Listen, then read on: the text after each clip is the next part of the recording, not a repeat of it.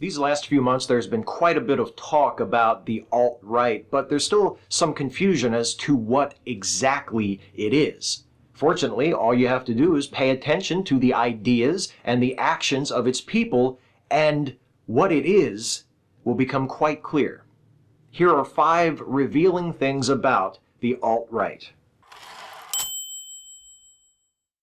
Number 1, the term was coined by white supremacists. The term alt-right was seemingly invented to allow people to gather under that umbrella and distance themselves from discredited extremist ideologies. Of course, that effort is wasted as soon as you learn that the term comes from the website Alternative Right, or alt-right, which was founded in 2010 by Richard B. Spencer, who is currently the president of the National Policy Institute, a far-right think tank which the Southern Poverty Law Center describes as a white supremacist organization.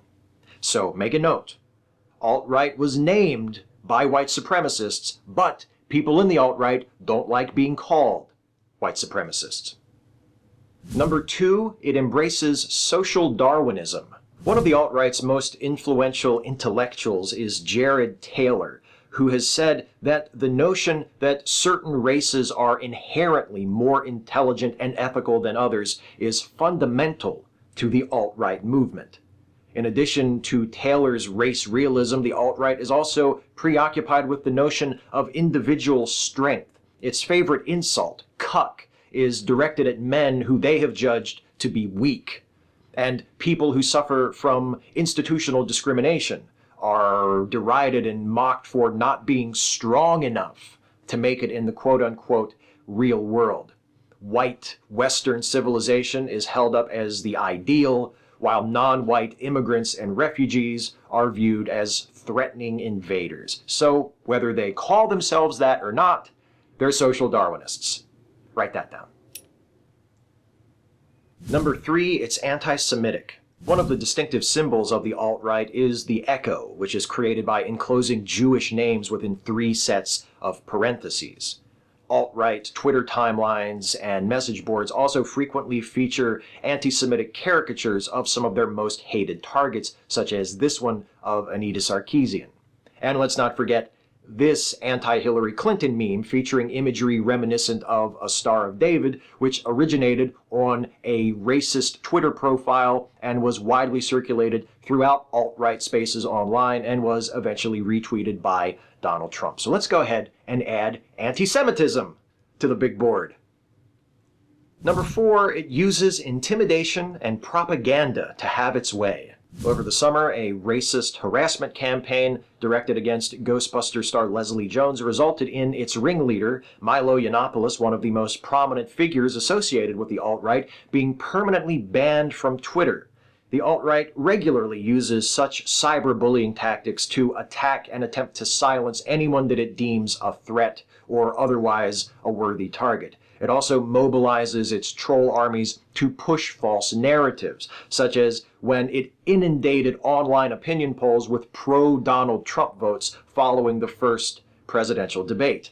So let's add intimidation and propaganda. And since I've mentioned him twice, speaking of the alt-right's love for Donald Trump, that brings us to number 5. It's authoritarian. Many in the alt-right profess to love freedom of speech, but what they actually seem to care about more is having a guaranteed platform for their own speech and having the right to say whatever they want, whenever they want, about whoever they want without ever having to face social or legal consequences.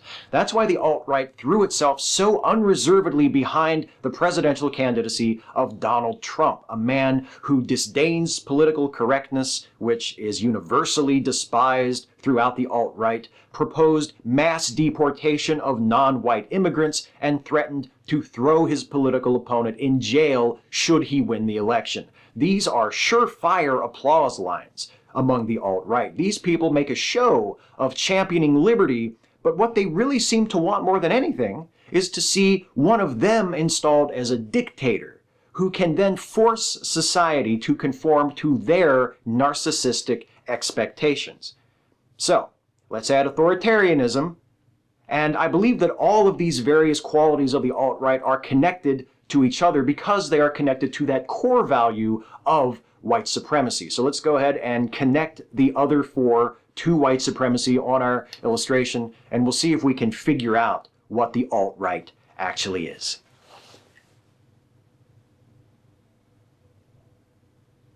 Clear? Good. The hardest part is picking only 5. Catch you next time.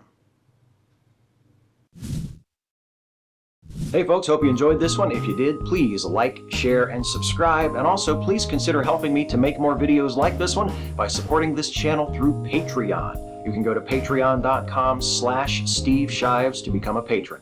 Thanks for watching.